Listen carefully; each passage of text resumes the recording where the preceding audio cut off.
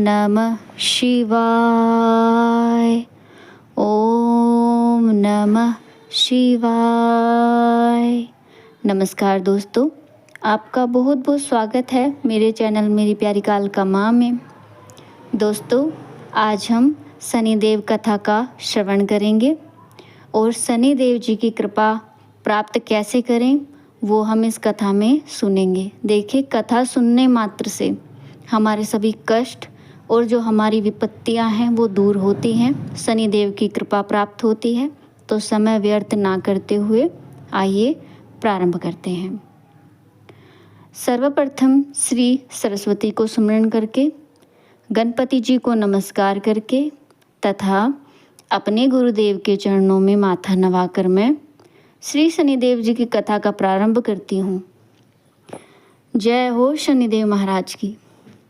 यह शनिदेव जो मनवांछित कार्यों को सफल बनाने वाले हैं तथा जिन्हें सकल नर नारी और 33 कोटि देवी देवता योगीश्वर मुनीश्वर ध्याते हैं, वही देव मेरी त्रुटियों को क्षमा करे और मुझे अपनी शरण में ले।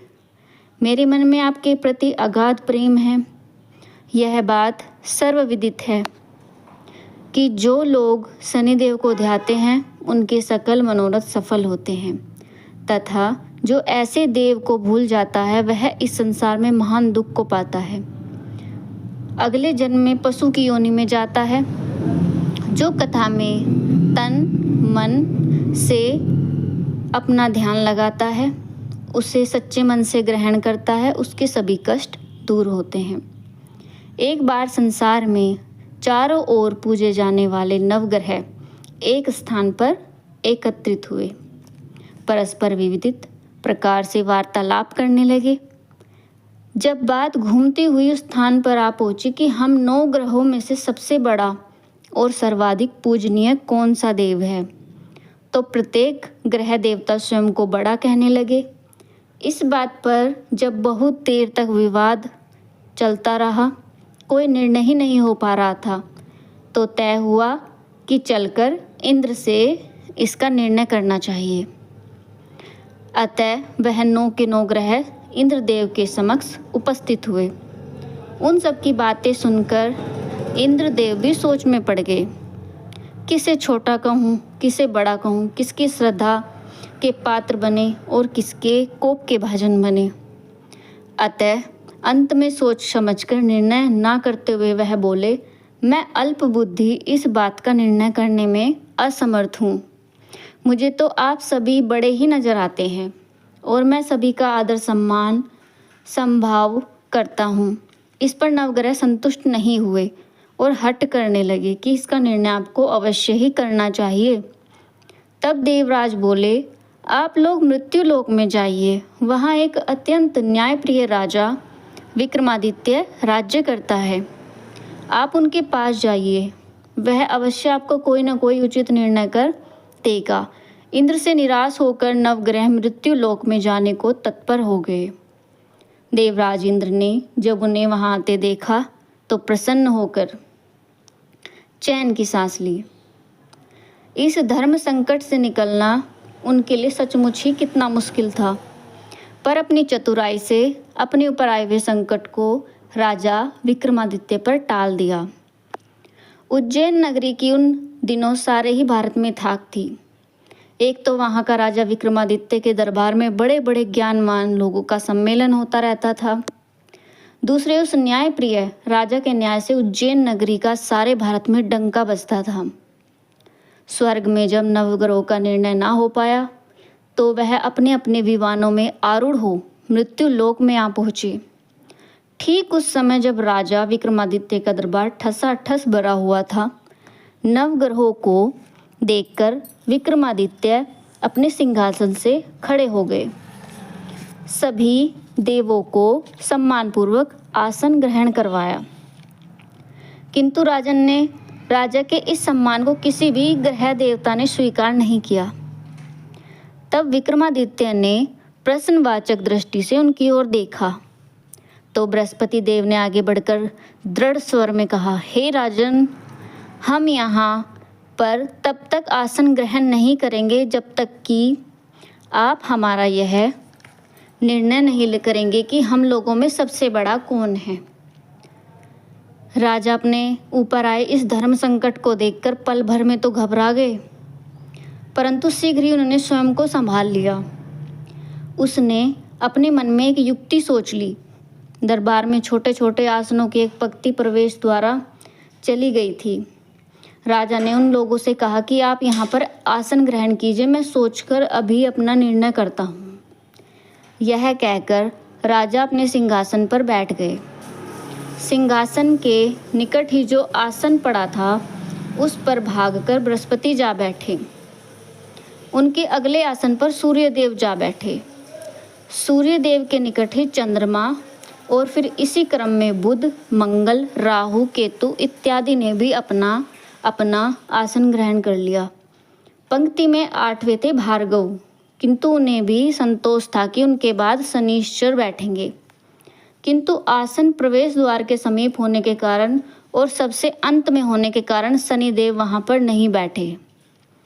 राजा विक्रमादित्य ने सोचा था कि जो ग्रह उस अंतिम आसन पर बैठेगा वह उसी को विनय और दयाशील के आधार पर बड़ा कह देंगे, पर वहां तो बात ही दूसरी हो गई। शनिदेव अति क्रोधी और विकट स्वभाव के देवता हैं। जब वह नहीं बैठे तो 8 ग्रह खिलखिलाकर हंस पड़े। अपना इस प्रकार से अपमान होते देखकर शनिदेव की आंखें क्रोध में लाल हो गई, भ्रुकुटी तन गई। क्रोध से कांपते हुए राजन, मुझसे वैर लेकर तुमने अच्छा नहीं किया। क्या समझकर तुमने मुझे इस प्रकार से अपमानित करना चाहा है और क्यों मुझे तले बिठाना चाहा है? चांद ग्रह का प्रभाव 2.25 दिन रहता है। सूर्य, शुक्र और बुध का प्रभाव केवल आधा मास रहता है। सोम और मंगल 2 मास और गुरु 13 मास। राहु और केतु 18 मास, जबकि मैं 7.5 वर्ष तक रहता हूँ। इसलिए हे राजन, अब तू सावधान हो जा। तूने मेरा जो अपमान किया उसका दंड तुझे अवश्य मिलेगा। राजा के कुछ दिन तो आराम से बीते, लेकिन शीघ्र ही शनिदेव की कोप की दृष्टि फिरी और राजा पर 7.5 आ गई। उन्हीं दिनों एक व्यापारी कुछ घोड़े बेचने के लिए उज्जैन नगरी में आया। सुंदर सुंदर घोड़े देखकर राजा का भी जी ललचा गया। राजा ने उन्हें खरीदने का आदेश दिया। घोड़ों में एक घोड़ा भंवर नाम का था। राजा उस पर चढ़कर देखने लगे। कुछ देर बाद तो घोड़ा राजा को लिए वहीं घूमता रहा, लेकिन फिर सहसा भाग खड़ा हुआ। राजा को बड़ा अचंभा हुआ। घोड़ा एक भयानक जंगल में राजा को पटककर अंतर्ध्यान हो गया। राजा अकेला उस वीरान जंगल में भटकने लगा।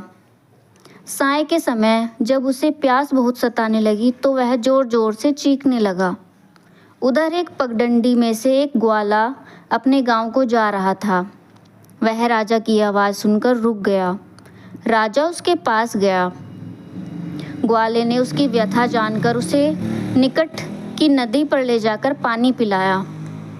पानी पीने के बाद राजा स्वस्थ हो गया और प्रसन्न होकर उसने ग्वाले को अपने हाथ की अंगूठी उतार कर दे दी और उससे कहा कि मैं उज्जैन का रहने वाला हूँ, यहाँ रास्ता भटक गया हूँ, तुम मुझे रास्ता दिखाओ। तब ग्वाला उसे अपने साथ गांव में ले आया। वहाँ एक मिष्ठान की दुकान पर राजा ने मिठाई खा पी कर भूख मिटाई और दुकानदार को भी एक अंगूठी उतार कर दे दी। दुकानदार के पूछने पर उसने उससे भी यही कहा कि वह उज्जैन नगरी का रहने वाला है और उसका नाम विक्रमादित्य है। फिर वह दुकान के बंद होने तक वहीं बैठा दुकानदार से बातें करता रहा। उस दिन दुकानदार की बिक्री भी बहुत हो गई।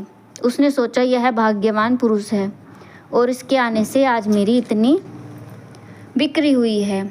इसलिए रात होते ही वह उससे बोला कि वह उसके साथ उसके घर चले और उसके साथ ही भोजन करे। राजा मान गए। तब वह दोनों घर पर पहुँचे तो दुकानदार की पत्नी ने उनका बड़ा स्वागत और सत्कार किया और अतिथि के लिए विशेष रूप से भोजन तैयार किया। भोजन करते समय एक अद्भुत घटना घटी। जहाँ भोजन राजा कर रहे थे वहीं सामने की दीवार पर सोने का एक सतलड़ा हार टंगा हुआ था। उसके पीछे एक चित्र था, सहसा वह हार वहाँ से अदृश्य हो गया। दुकानदार के यहाँ एक बांदी थी। उसने जाकर घर की मालकिन से कहा कि वहाँ खूंटी पर हार नहीं है। जब बात दुकानदार तक पहुँची तो उसने राजा से पूछा। राजा बोला, मुझे तो नहीं मालूम, तुम्हारे और मेरे अतिरिक्त तो यहाँ कोई है ही नहीं और ना था। सच सच बताओ, हार कहाँ है? राजा कहते हैं, मुझे नहीं मालूम, मेरे पास कोई हार नहीं है। जब कोई निर्णय नहीं हो सका तो दुकानदार राजा को उस नगर के राजा के पास ले गया। वह नगर के राजा ने जब विक्रमादित्य की भोली भाली सूरत देखी तो बोले, यह व्यक्ति कभी चोरी नहीं कर सकता, और कहकर उसने विक्रमादित्य को छोड़ दिया। विक्रमादित्य जब नगर में यूं ही इधर उधर घूम रहा था, तब उस नगर के एक तेली ने उससे कहा कि वह उसके यहाँ काम कर ले तो उसे वह रहने का स्थान और खाने की सामग्री भी देगा। राजा मान गए और तेली उसे अपने घर ले गया। वहाँ सारा दिन राजा धानी पर बैठा उसके बैलों को हाँकता रहता और तेली बाजार में तेल बेच आता।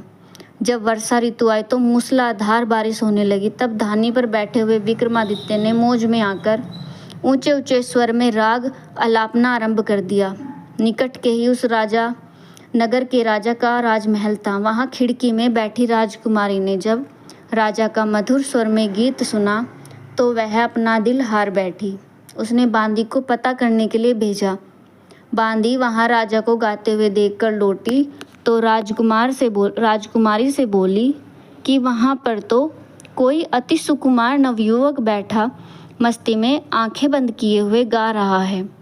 राजकुमारी ने सुना तो उसने अन्न जल त्याग कर दिया।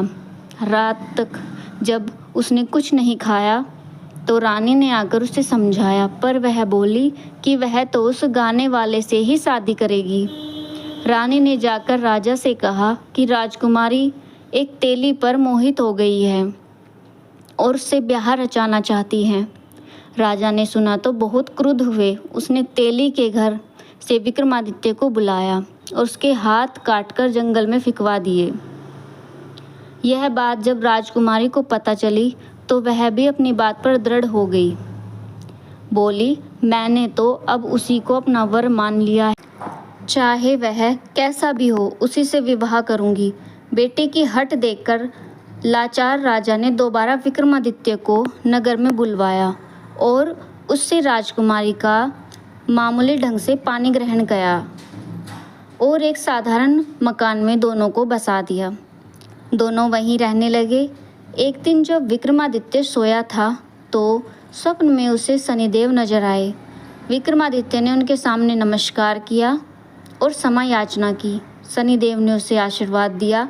बोले, अब तुम्हारी 7.5 यानी 7 वर्ष अब समाप्त हो गए हैं। राजा बोला, मुझसे जो गलती हुई उसके लिए मुझे क्षमा कर दीजिए।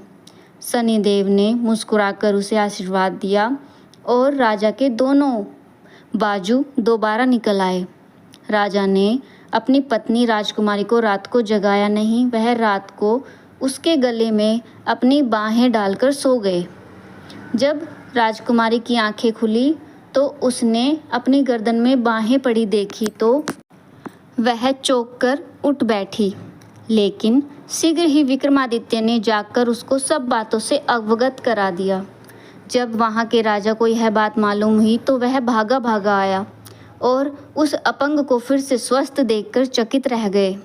उसने भी विक्रमादित्य से यही कहा कि यह सब शनिदेव की कृपा का फल है और विक्रमादित्य ने अपना वास्तविक परिचय भी उस राजा को दिया और सारा किस्सा विस्तार से सुनाया। सुनते ही राजा विक्रमादित्य के चरणों में गिर गए और क्षमा याचना करने लगे। बस यह खबर शीघ्र ही सारे नगर में फैल गई। दुकानदार को जब यह खबर मिली तो वह भागा भागा आया और विक्रमादित्य के पांव पर लौट गया। विक्रमादित्य ने उसे उठाकर आसन पर बैठाया और कहा, तुम घर जाकर उसी खूंटी को देखो जिस पर हार टंगा हुआ था। और सचमुच ही दुकानदार ने देखा तो हार टंगा हुआ है। नौकरानियों के साथ लश्कर समेत विक्रमादित्य को विदा किया। राजा विक्रमादित्य जब राजकुमारी को लेकर अपनी नगरी उज्जैन में लश्कर समेत पहुँचे तो सारी नगरी में उत्साह छा गया। अपने राजमहल में प्रवेश करने के लिए पूर्व विक्रमादित्य ने नवग्रहों की पूजा की और शनिदेव को सर्वोच्च स्थान दिया। साथ ही उसने नगर भर में ढिंढोरा भी पिटवा दिया कि शनिदेव को मनवांछित फलों को देने वाले हैं और नवग्रहों में सर्वोच्च स्थान रखते हैं। इस प्रकार शनिदेव को मानकर विक्रमादित्य ने अपने राज्य, यश और कीर्ति को प्राप्त कर लिया। बोलो श्री शनिदेव महाराज की जय। बोलो श्री नवग्रहों की जय। सुनने वाले का भी भला, सुनाने वाले का भी भला, कथा श्रवण करने वालों का सदा ही कल्याण होता है। बोलो श्री शनिदेव महाराज की जय।